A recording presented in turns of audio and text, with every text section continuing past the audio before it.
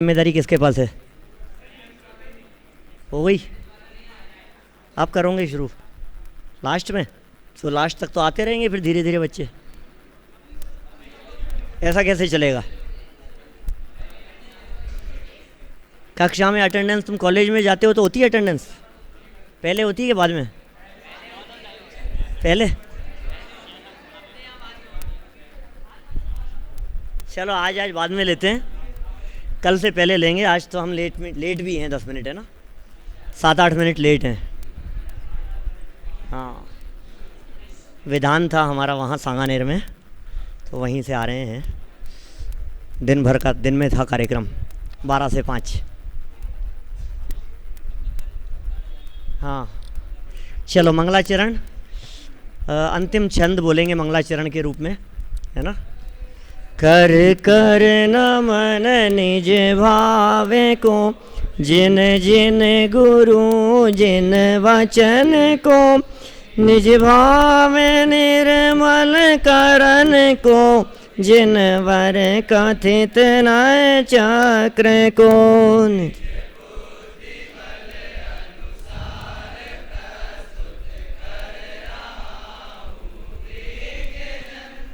ध्यान रखना चाहिए यदि हो कहीं कुछ स्खलन, यदि हो कहीं कुछ स्खलन।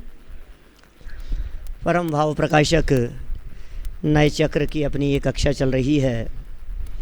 शिविर के अवसर पर तीनों महाविद्यालयों की उपस्थिति में सेकेंड ईयर फाइनल के विद्यार्थियों के कोर्स में नए चक्र तो है ही, है ना, सबके कोर्स में है नए चक्र।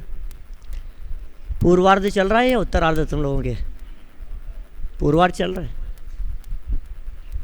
नए गमादि 7 नयों की चर्चा करनी है। हो सकता है कुछ विद्यार्थियों ने आप लोगों के यहाँ पढ़ा हो पहले, कभी नए गमादि पढ़े, पिछले साल पढ़ा होगा। नए किसे कहते हैं, नए का क्या स्वरूप है, ये तो सब जानते होंगे, है ना। इसलिए नयों की चर्चा तो मैं करना नहीं चाहता। और शास्त्री सेकेंड ईयर फाइनल के विद्यार्थी हैं, तो इतनी तो मैं उम्मीद रखता हूँ, अपेक्षा रखता हूँ कि सबको नयों का सामान्य स्वरूप, नयों की विषय वस्तु, नए किसे कहते हैं, नए किस बात को अपना विषय बनाते हैं, ये सारी बातें आप लोगों के उपयोग में होंगी।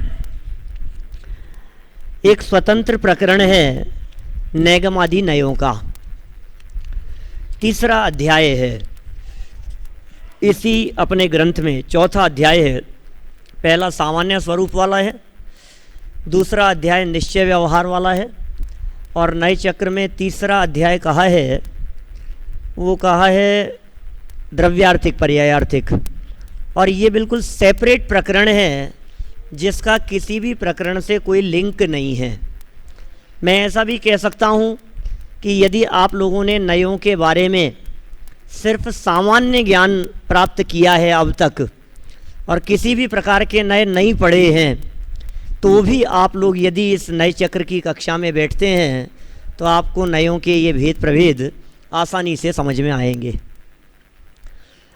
जब नयों के भेद प्रभेद प्रारंभ में बतलाए थे, प्रारंभिक प्रकरण में, मूल नए कितने, ध्यान होगा आप लोगों को, मूल नए कितने ऐसा एक प्रकरण था।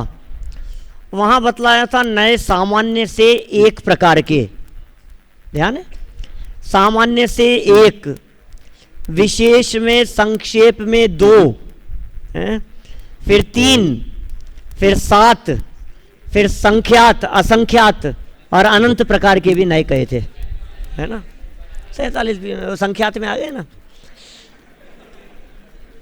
तो इस तरह से बहुत तरह के नयों की चर्चा पीछे हुई थी। नए एक ही प्रकार के हैं, उसकी क्या विवक्षा हो सकती है? नए एक ही प्रकार के हैं, सारे नए, तो क्या व्याख्या हो सकती है कि नए श्रुत ज्ञान की पर्याय है।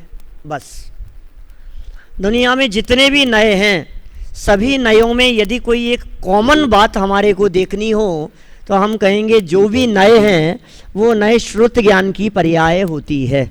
अब कोई भी हो, चाहे क्या फ़र्क पड़ता है, निश्चय नय श्रुत ज्ञान की पर्याय है, व्यवहार श्रुत ज्ञान की पर्याय है, द्रव्यार्थिक पर्यायार्थिक श्रुत ज्ञान की पर्याय है, नैगम आदि नय सभी नय क्या है? श्रुत ज्ञान की पर्याय। तो सामान्य से एक प्रकार हो गए। फिर नयों के दो प्रकार भी बताए, एक ज्ञानात्मक एक वचनात्मक। माने नए या तो जानने में लागू हो सकते हैं या बोलने में लागू हो सकते हैं। क्या? तो जानना और बोलना ये दो तरह से बात हो गई। तो जब जानने की अपेक्षा से बात होगी तो ज्ञानात्मक नय, बोलने की अपेक्षा बात करेंगे तो वचनात्मक नय। नय दो प्रकार के हो गए। आज ये जो नैगमादि सप्त नय का अपन प्रकरण प्रारंभ कर रहे हैं, इस प्रकरण के पहले नयों के तीन भेद बतलाए हैं। जैसे अभी अपन ने ज्ञान और शब्द की चर्चा की ना, ज्ञानात्मक और वचनात्मक की अभी हमने बात की है। जैसे क्या, अभी इनके साथ में एक शब्द और जोड़ लिया, उसका नाम है अर्थ। माने तीन तरह की बातें हो गई कुल मिलाकर के, ज्ञान, शब्द और अर्थ। इन तीनों को विषय करने वाले तीन नए हो जाएंगे। ज्ञान को विषय करने वाला ज्ञान नय, शब्दों को विषय करने वाला शब्द नय और अर्थ को विषय करने वाला अर्थ नय। याद रहेंगे तीन नाम। पहला ज्ञान नय, बोलो। दूसरा शब्द नय, तीसरा अर्थ नय। ज्ञान नय, शब्द नय, अर्थ नय है। याद रहेंगे तीनों नाम। और यदि इन तीनों नयों की परिभाषा आपसे पूछी जाए तो मैं नहीं समझता हूं इससे सरल परिभाषा आपने निश्चय व्यवहार या द्रव्यार्थिक पर्यायार्थिक में कहीं पढ़ी होगी। क्या परिभाषा होगी? तीन नाम है ना, ज्ञान, शब्द, अर्थ। बोले जो ज्ञानात्मक वस्तु को विषय करे वो ज्ञान नय, जो शब्दों को विषय करे वो शब्द नय, जो अर्थ को विषय बनाए वो अर्थ नय। वस्तुतः दुनिया को तीन भागों में बांटा जा सकता है। तीन भागों में बांटा जा सकता है नहीं, तीन रूपों में देखा जा सकता है। दुनिया तीन प्रकार की है। हाँ साहब, वो तो हम जानते हैं, एक अधो लोग, एक मध्य लोग, एक ऊर्ध्व लोग। क्या? वो तो हम सुबह की क्लास में लेने वाले हैं। अभी वो तीन दुनिया नहीं, सुबह की क्लास में जो तीन दुनिया की बात करने वाला हूं वो तीन दुनिया अलग प्रकार की है, और यहां जो तीन दुनिया की बात कर रहा हूं ये तीन दुनिया अलग प्रकार की है। एक ज्ञानात्मक दुनिया, एक वचनात्मक दुनिया, एक अर्थात्मक दुनिया। माने हर वस्तु को तीन नजरिए से देखा जा सकता है। हर वस्तु तीन प्रकार की हो सकती है, ज्ञानात्मक, शब्दात्मक और अर्थात्मक।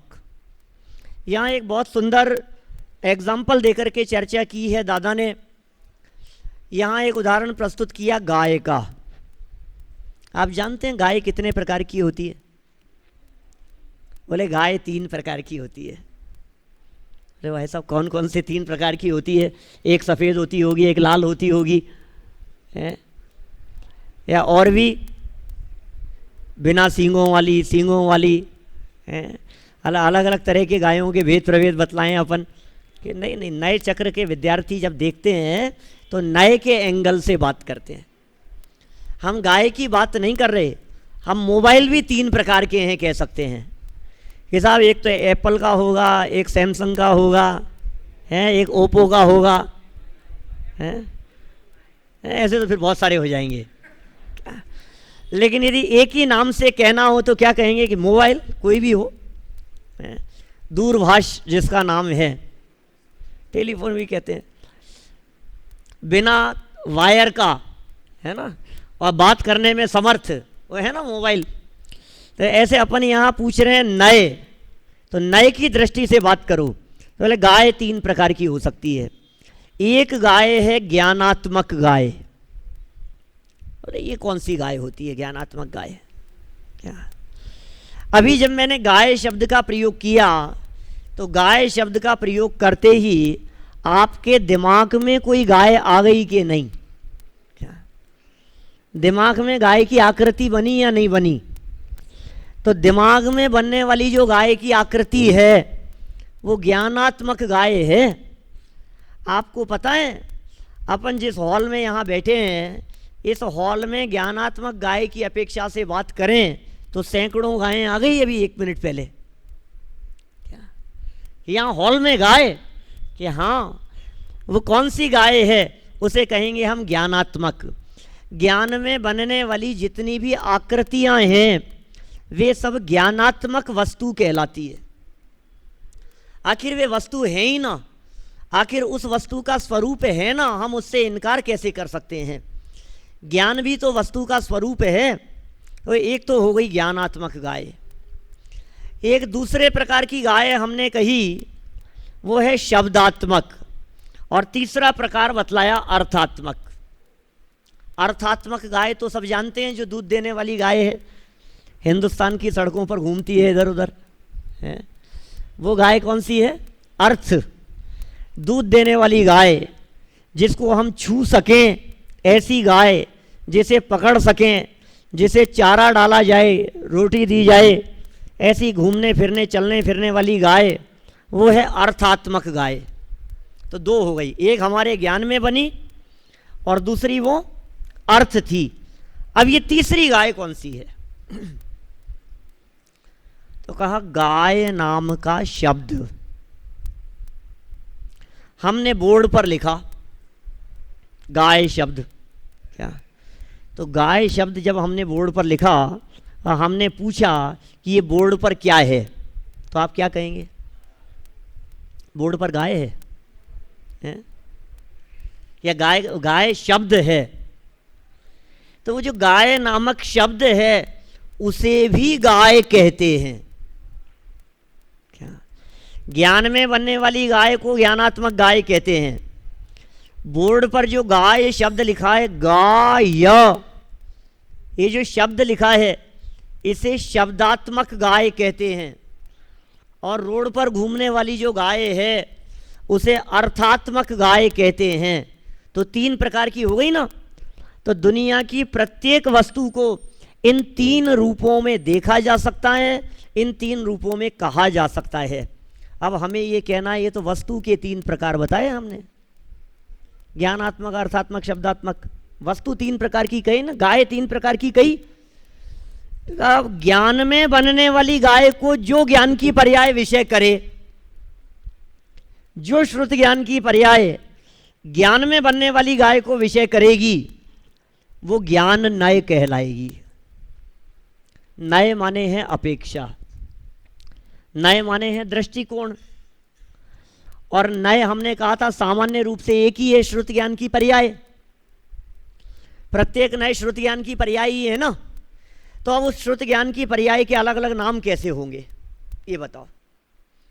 जब श्रुत ज्ञान की पर्याय होने से सभी नय एक समान ही हैं, तो उन नयों के अलग अलग नाम कैसे हो सकते हैं? क्या कहना है आपका? समझ में आ रही है कुछ बात? तो कहा श्रुत ज्ञान की पर्याय ने जिसको विषय बनाया वो नाम दे दो उसका। जैसे समझ लो 47 नयों में प्रयोग किया है आगे। जब 47 प्रकार के नय बतलाए तो उनमें एक नय कहा गुणी नय, एक कहा अगुणी नय, एक कहा ईश्वर नय, अनीश्वर नय, अर्थ नय, क्रिया नय, पुरस्कार नय, दैव नय, ऐसे नयों के नाम दिए हैं अलग अलग। तो ये नय क्या है? ये अलग अलग नाम कैसे दे दिए? तो पता है अमृत चंद्राचार्य ने क्या जवाब दिया? श्रुत ज्ञान की पर्याय नय है। श्रुत ज्ञान की पर्याय ने यदि आत्मा के अस्तित्व नामक ज्ञान धर्म को विषय किया तो उस श्रुत ज्ञान की पर्याय का नाम अस्तित्व नय। अनंत नयों की परिभाषाएं याद करा रहा हूं क्या? आपको यदि परीक्षा में किसी नए की परिभाषा नहीं आती हो क्या, तो आपको फॉर्मूला बतला रहा हूं क्या। किसी भी नए की परिभाषा बनाई जा सकती है। बतलाओ गुणी नए की परिभाषा कोई बतला सकता है आप लोगों में से? हैं? बोलो बेटा क्या होगी? बैठे बैठे बोलो, कोई बात नहीं। हाँ, गुणों को विषय करे नहीं। देखो, जो आत्मा में रहने वाले एक गुणी नामक धर्म को विषय करे, उस श्रुत ज्ञान की पर्याय का नाम गुणी नय। समझ में आ रही है? ईश्वर नय किसका नाम? आत्मा में एक धर्म है जिसका नाम ईश्वर है, पता है आपको? अस्तित्व नय की क्या परिभाषा हो सकती है? बतला सकते हैं कोई परिभाषा? बोलो, देखो सब मिलकर के भी बोल सकते हैं। एक फार्मूला बना लेते हैं अपन। जो श्रुत ज्ञान की पर्याय आत्मा के, अब धर्म को फिट कर दो यहां, अस्तित्व धर्म को विषय करे, उसे अस्तित्व नय कहते हैं। क्या बनाई अपन ने परिभाषा? जो श्रुत ज्ञान की पर्याय आत्मा के डैश डैश डैश धर्म को विषय करे, उसे डैश नय कहते हैं। समझ में आ गई बात? नित्य नय की क्या परिभाषा होगी? बोलो। जो श्रुत ज्ञान की पर्याय आत्मा के नित्य नामक धर्म को विषय करे, उसे नित्य नय कहते हैं। ठीक है? अभेद नय किसे कहते हैं? जो श्रुत ज्ञान की पर्याय, आवाज नहीं आ रही यार, मजा नहीं आ रहा। खाना खाया कि नहीं तुम लोगों ने? खा के आए हो? हैं? लेट तो नहीं हो गए थे भोजन में? भरपेट किया है भोजन? करेले पसंद नहीं थे? हैं? आवाज तो ऐसी निकल रही है तुम लोगों की जैसे भूखे हो यार।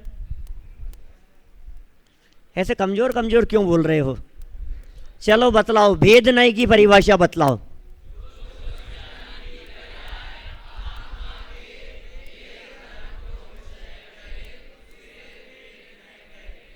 बराबर। अब इसका मतलब क्या हुआ कि कोई भी नए, माने कोई भी श्रुत ज्ञान की पर्याय, उसको क्या नए नाम मिलेगा? बोले जिसको विषय करेगी वो नाम हो जाएगा। पॉइंट समझ में आ रहा है? श्रुत ज्ञान की पर्याय है, जिसको विषय किया वो नाम हो गया।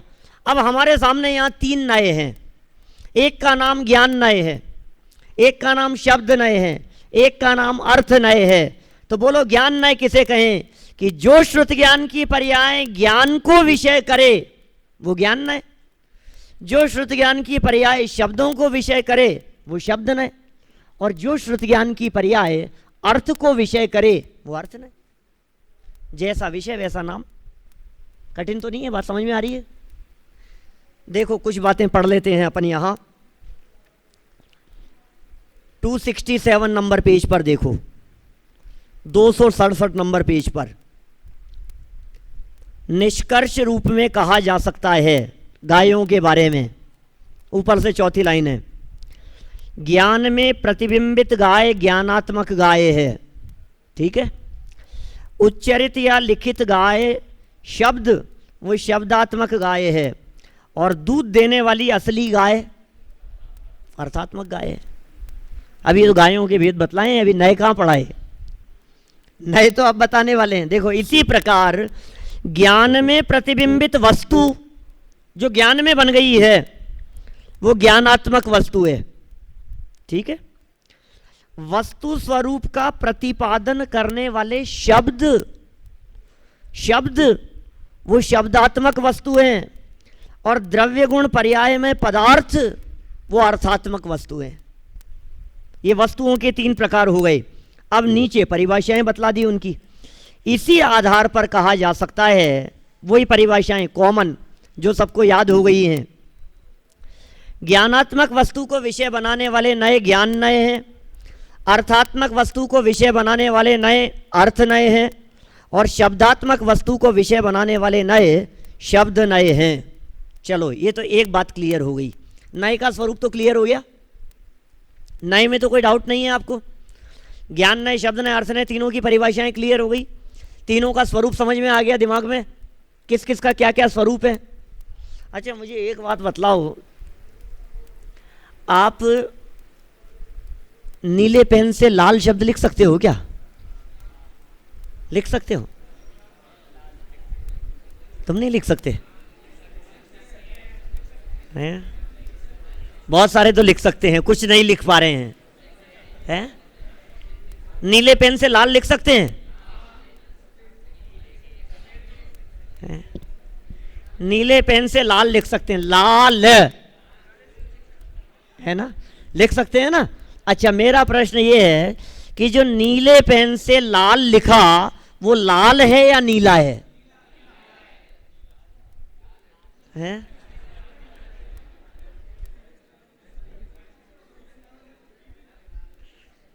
नीले पेन से जो लाल लिखा वो लाल है या नीला है? किसी निर्णय पर नहीं है आप लोग हैं? अरे भाई, स्याही की अपेक्षा से देखें, अर्थात्मक पने की अपेक्षा से देखें तो नीला है, लेकिन शब्दात्मक पने की अपेक्षा से देखें तो वो लाल है। पॉइंट समझ में आ रहा है? आप उसमें शब्द देख रहे हैं या स्याही देख रहे हैं? जवाब तो उस आधार पर होगा ना। स्याही का कलर तो नीला है लेकिन शब्द तो लाल है, तो शब्दात्मक पने की अपेक्षा वो लाल है, लेकिन प्रयोग की गई स्याही की अपेक्षा वो नीला है। क्लियर हो गई बात? किसी भी शब्द के बारे में, जो कोई भी शब्द का प्रयोग किया गया हमारे माध्यम से, वो शब्द बस शब्द विषय किया है हमने। शब्द के विषयभूत अर्थ को यदि अपने लक्ष्य में लेंगे क्या, तो फिर वो ज्ञानात्मक या अर्थात्मक बात हो जाएगी। शब्द यदि हमारे ज्ञान में है, बस इतना सा कि शब्द है वो कुछ, वो शब्दात्मक वस्तु है, उसे विषय करने वाली श्रुति ज्ञान की पर्याय वो शब्द नय है। ठीक है? इन तीन प्रकार के नयों में कौन सा नय का विषय सबसे कम है और कौन से का सबसे ज्यादा है, और क्यों? कारण सहित।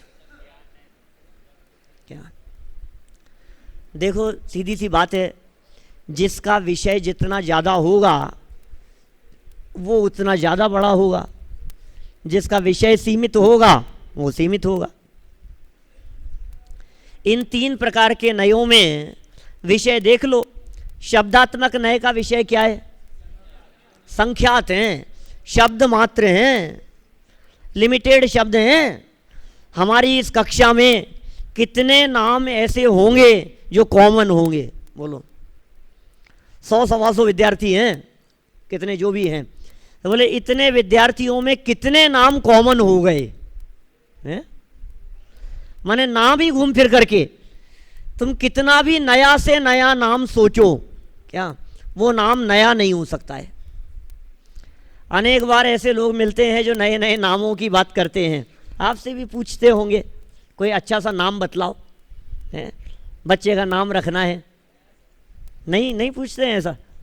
नया होना चाहिए, किसी का नहीं हो ऐसा होना चाहिए। मेरे पास भी आए एक सज्जन, नाम पूछ रहे थे, कोई अच्छा नाम।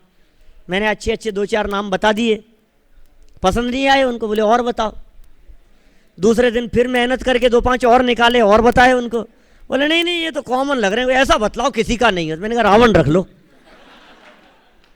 है किसी का नहीं मिलेगा। है? क्यों? रावण अच्छा नाम नहीं है? रावण में क्या खराबी है? रावण के माता पिता ने नाम रखा होगा उसका रावण, तो अच्छा समझ के रखा होगा कि खराब समझ के? खैर चलो कोई बात नहीं। हमें तो ये कहना है शब्द कॉमन होते हैं, शब्द सीमित होते हैं, शब्द पर्याप्त हैं, शब्दों की अपनी एक सीमा है। आखिर वर्णमाला में जितने अक्षर हैं उनको घुमा फिरा करके एक लिमिटेड शब्द ही तो बनेंगे। उन्हीं में अक्षर मात्राएं घुमा दो, शब्दों को कम ज़्यादा कर दो तो शब्द तो वही बनेंगे ना। पता है अपने मध्य लोक में कितने द्वीप समुद्र हैं?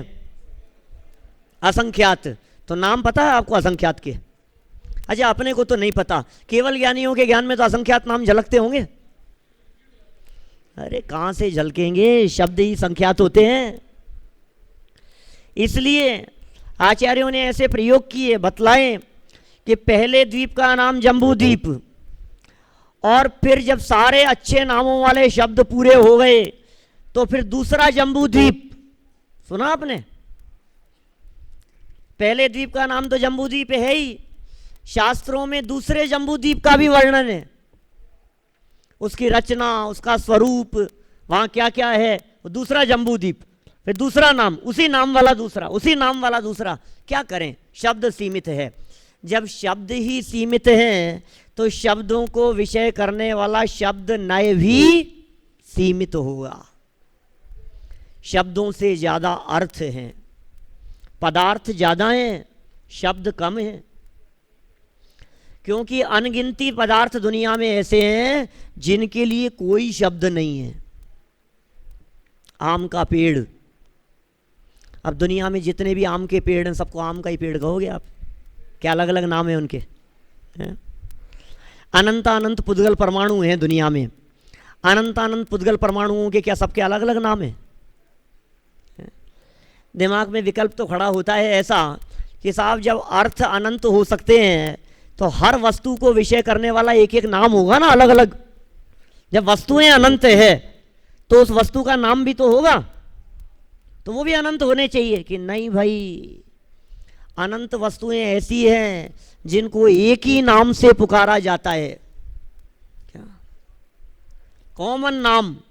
वर्तमान में अनंत जीव नित्य निगोद में हैं।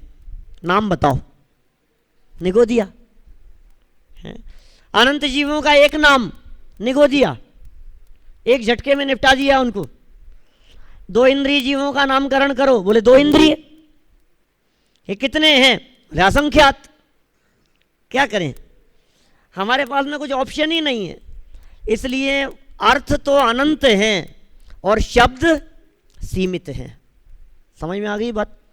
इसलिए शब्द सीमित होने से शब्दों को विषय करने वाले नय भी सीमित हैं। अर्थ ज़्यादा होने से, अनंत होने से उसे विषय करने वाले नय भी शब्द नय की तुलना में अनंत हैं। ठीक है। अब तीसरा ज्ञान नय, उसका विषय कितना होगा? बोलो क्या करें? ज्ञान नय का विषय क्या होगा? ज्ञान नय का विषय क्या बताया वैसे मैंने अभी? कोई बतलाएगा? अच्छा जवाब दे सकता है कोई? ज्ञान नय का विषय क्या होता है?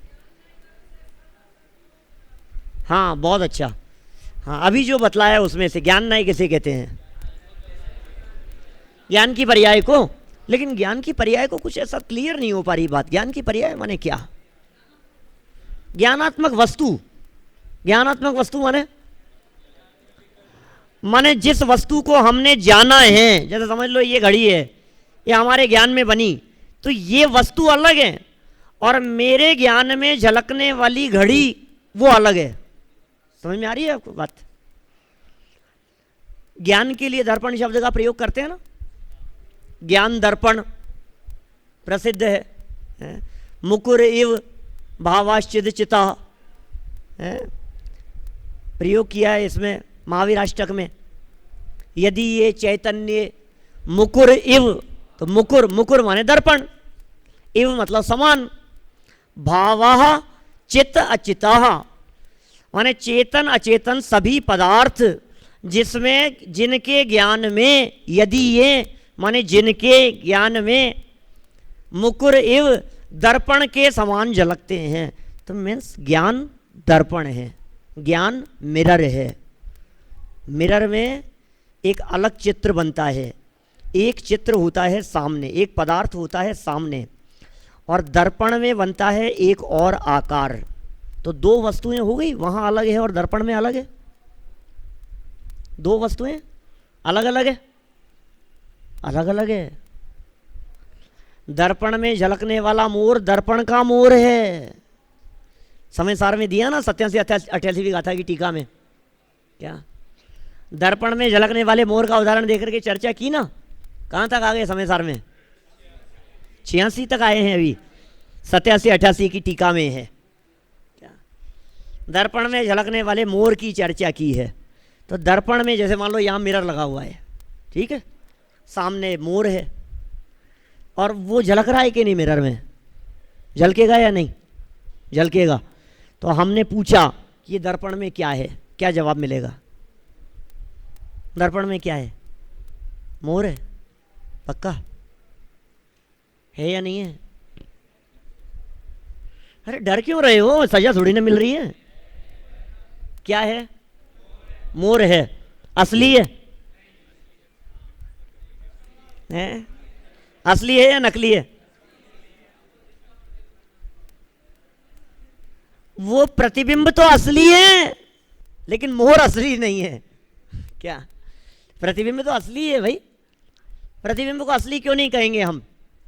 लेकिन मोर जो है वो सामने है, तो सामने जो मोर है उस मोर को तो कहेंगे अर्थात्मक मोर। क्या? और जो चित्रित है, जो शब्दात्मक है, जो झलकन है, उन्हें शब्दात्मक मोर कहेंगे। और ज्ञान में ऐसे जो मोर की आकृति बन गई हमारे ही ज्ञान में, वो ज्ञानात्मक मोर है। अब दो बातें हैं यहां। किसी बालक ने सामने मोर नहीं देखा, दिख नहीं रहा है, मान लो किसी पिलर के आड़ में है वो और इधर मिरर में मोर दिख रहा है, तो उसने देख करके कहा मोर। मैं पूछता हूं उसने मोर देखा कि नहीं देखा? मोर देखा या नहीं देखा? आपको मालूम है इतिहास में चित्तौड़ के राजा रत्नसेन थे। क्या? रत्नसेन की रानी थी पद्मनी। क्या? चित्तौड़ के शासक, राजस्थानी तो है ना विद्यार्थी बहुत सारे, पढ़े होगी इतिहास में, 10th तक तो पढ़ते ही हैं? नहीं पढ़ा तुम लोगों ने? तो वो क्या हुआ, मुगलों का आक्रमण हुआ और जो मुस्लिम शासक था वो अलाउद्दीन खिलजी, वो रत्नसेन के पत्नी इतनी सुंदर थी, पद्मनी इतनी सुंदर थी कि उसकी सुंदरता की चर्चा बहुत चलती थी।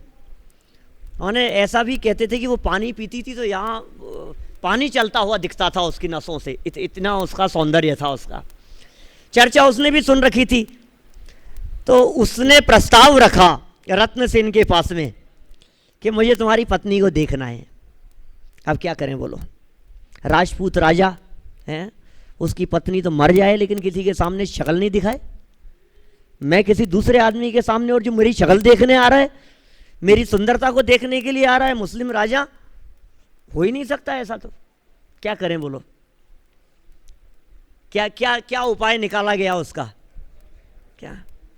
ऐसा बहुत बड़ा पर्दा लगाया गया एक बीच में, क्या, और इधर मिरर लगाया गया, दर्पण लगाया।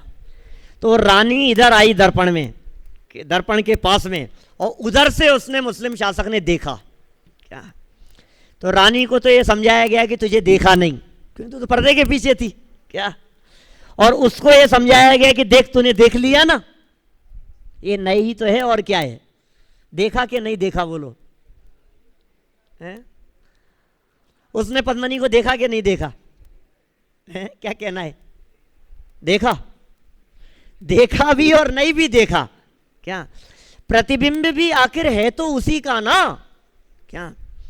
तो जिस ज्ञानात्मक वस्तु की हम बात कर रहे हैं, वो ज्ञानात्मक वस्तु भी आखिर दुनिया में है ना, सत्ता है ना उसकी।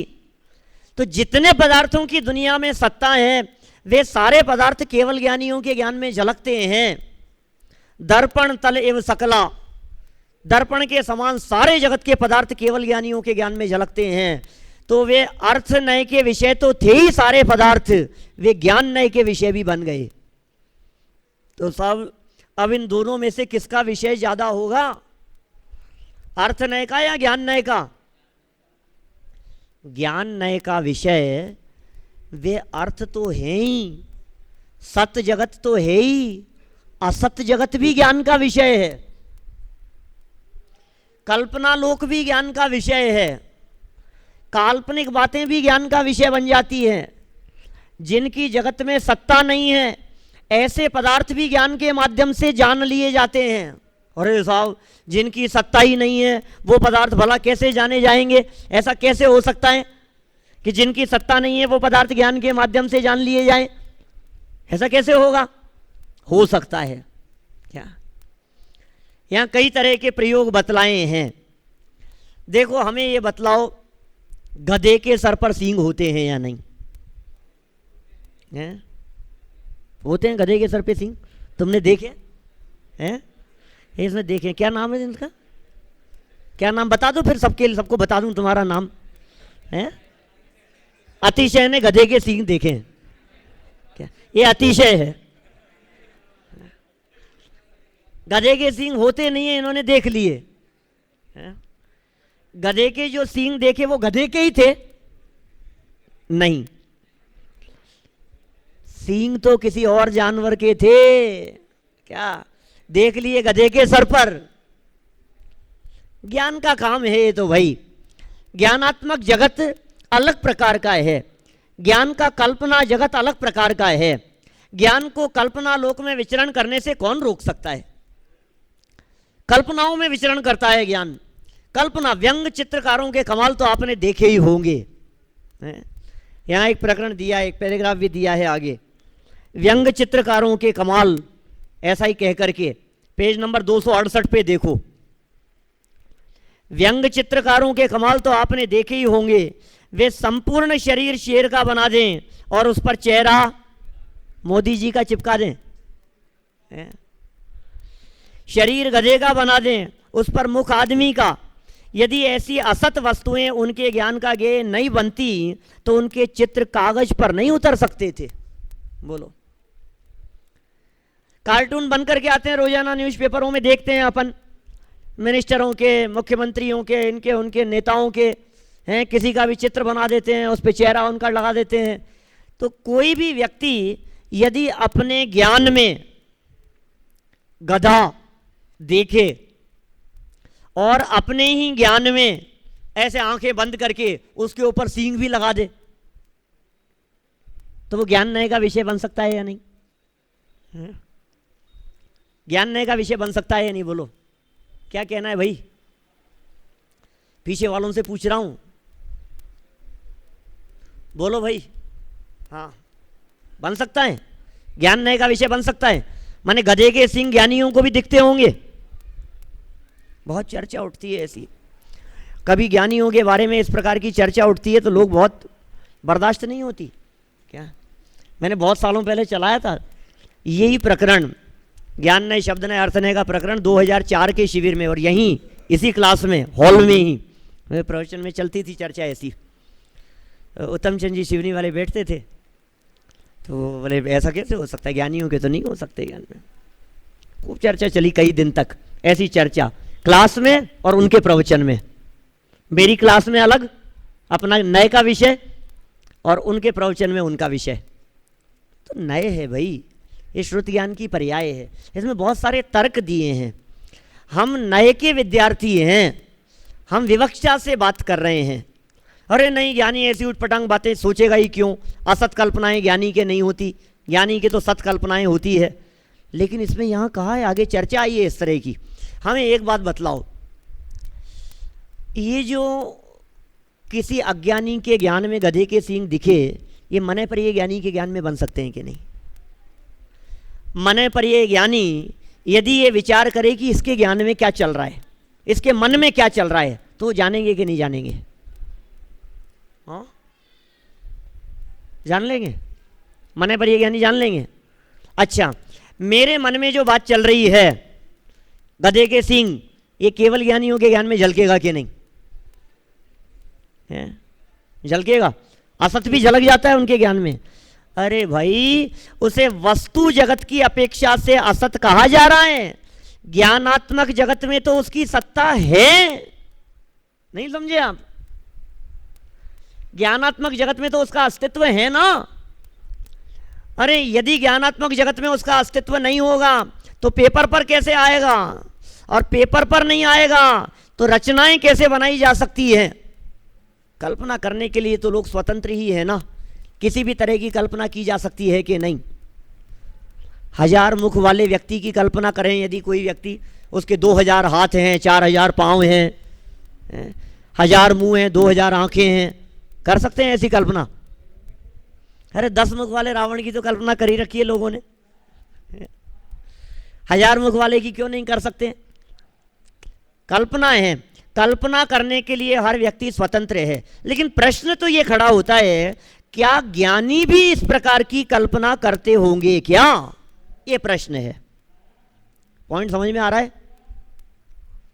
बात ये नहीं है कि अज्ञानी के ज्ञान में गधे के सींग दिखे या नहीं दिखे, बात ये नहीं है ऐसी उटपटांग बातें किसी अज्ञानी के ज्ञान में बनी या नहीं बनी। यहां तो सम्यक श्रुति ज्ञान के अंश की चर्चा चल रही है ना। तो ज्ञानी के ज्ञान नए के विषय में ये ऐसी असत कल्पनाएं बनती है या नहीं बनती है? बोलो, असत कल्पनाएं ज्ञानी के हो सकती है या नहीं? बोलो भैया, हो सकती है।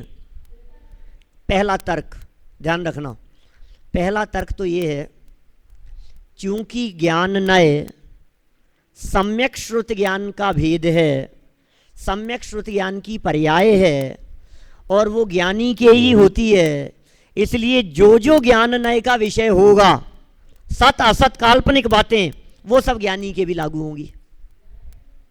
पॉइंट समझ में आ गया? पहला पॉइंट याद रहेगा। यदि आपसे प्रश्न पूछा जाए कि ज्ञानी के असत कल्पनाएं हो सकती है क्या, तो क्या जवाब होगा? हो सकती है। सतर्क जवाब दीजिए। तो पहला तर्क सम्यक श्रुत ज्ञान की पर्याय। दूसरा तर्क, क्या ज्ञानी स्वप्न नहीं देखते होंगे? ज्ञानियों को स्वप्न नहीं आते हैं क्या? और ज्ञानियों को जो स्वप्न आते हैं, क्या वे सब स्वप्न वस्तु जगत में होते हैं? वस्तु जगत में होते ही हैं जो भी सपना आ रहा है, या सपने भी सोच समझ के आते होंगे?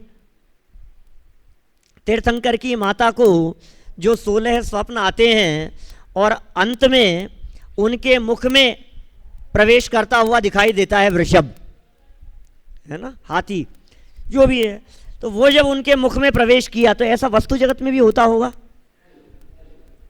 ऐसा होता है क्या? ऐसा संभव भी है?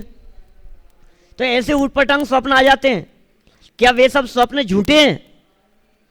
वस्तु जगत की अपेक्षा से असत्य हैं, लेकिन ज्ञानात्मक पिक्चर की अपेक्षा से वो सत्य हैं। क्या कहा? पॉइंट समझ में आ गया ना? वस्तु जगत में असत्य हैं और ज्ञानात्मक पिक्चर सत्य है। याद रहेगा? ज्ञानात्मक पिक्चर ही सत्य नहीं है, उस ज्ञानात्मक पिक्चर के साथ साथ उसके जो फल हैं वो भी सच्चे हैं। तीर्थंकर जैसा पुत्र होगा, तीर्थंकर का जीव आने वाला है, आ गया है गर्भ में, ऐसी जो घोषणाएं की जाती है, बहुत बलवान होगा, बुद्धिमान होगा, विवेकवान होगा, सामर्थ्यशाली होगा, पराक्रमी होगा, ये सब जो उसके अर्थ किए जाते हैं वो भी तो सच्चे ही हैं ना। विशेष ज्ञान का धारी होगा, तो ये सारी बातें सच्ची है। इस आधार पर यह कहा जा सकता है कि ये ज्ञान नए ज्ञानी के भी होते हैं। ठीक है, देखो वैसे तो विषय हो गया है लगभग, ये ज्ञान नए शब्द नए अर्थ नए का, इसमें कोई बात ऐसी बची नहीं है। भक्ति भी शुरू हो गई है ऊपर। दो महत्वपूर्ण बातें आपको यहाँ ध्यान रखनी है ज्ञान नए शब्द नए के अर्थ में। एक तो परिभाषात्मक बिंदु, ठीक है। एक दूसरी बात मैंने बतलाई, इनमें ज्ञान नए शब्द नए अर्थ नए में किसका विषय कितना है, परस्पर तुलना। ज्ञान नए से अर्थ नए का विषय कम है, अर्थ नए से शब्द नए का विषय कम है, कम। अर्थ नए से शब्द नए का कम है ना, शब्द नए से अर्थ नए का ज्यादा है और अर्थ नए से ज्ञान नए का ज्यादा है। ज्ञान नए से अर्थ नए का कम है, अर्थ नए से शब्द नए का कम है। ठीक है, दोनों तरफ से। चलो ये दो बात हो गई। अच्छा, एक तीसरी बात और जो बतलाई, क्या ज्ञानी के भी ऐसी असत कल्पनाएं हो सकती है, ये तीसरा पॉइंट भी ध्यान रखना। आप ये कह सकते हैं कि नैगम आदि 7 नयों की चर्चा में इन 3 नयों की चर्चा क्यों की गई है। बस अंतिम पॉइंट कह करके मैं बात पूरी कर रहा हूं। कल नैगम नय की चर्चा करेंगे अपन। आगे 2 पेज का प्रकरण और है, उसको समेट रहा हूं मैं 2-4 वाक्य में। नैगम नय ज्ञानात्मक भी है और अर्थात्मक भी है। नाम तो सब जानते हैं ना, तत्वार सूत्र में सभी ने पढ़े हैं। नैगम संग्रह व्यवहार यु सूत्र, शब्द समविरूढ़ एवं भूत, 7 नय है ना, और ये 3 बतलाए हैं यहां। तो कहा जो ज्ञान नय है वो ज्ञान नय 7 में से अकेला एक ही है, वो है नैगम नय। कल करेंगे थोड़ी बहुत चर्चा अपन। ज्ञान नय, शब्द नय, अर्थ नय, इन 3 नयों में से ध्यान देना, इन 3 में से ज्ञान नय अकेला नैगम नय है। ठीक है। अर्थ नय, नैगम संग्रह व्यवहार और ऋजु सूत्र, ये 4 हैं। और शब्द नय, शब्द समविरूढ़ और एवं भूत, ये 3 हैं। बस इतनी सी बात और थी। ये तीनों ज्ञान नए, शब्द नए और अर्थ नए का बंटवारा 7 नयों के अंतर्गत किया है। कल अपन जब इनकी चर्चा आगे विस्तार से करेंगे तो ये बातें स्पष्ट होगी। अभी जो बातें कही है उतना याद रखना। कल समय से 6:30 बजे अपन क्लास शुरू करेंगे। अटेंडेंस हो गई क्या? नहीं, अटेंडेंस का समय अपनी क्लास में से काटना पड़ेगा। हाँ, पहले से लेना। कल से अटेंडेंस पहले लेंगे, ठीक है।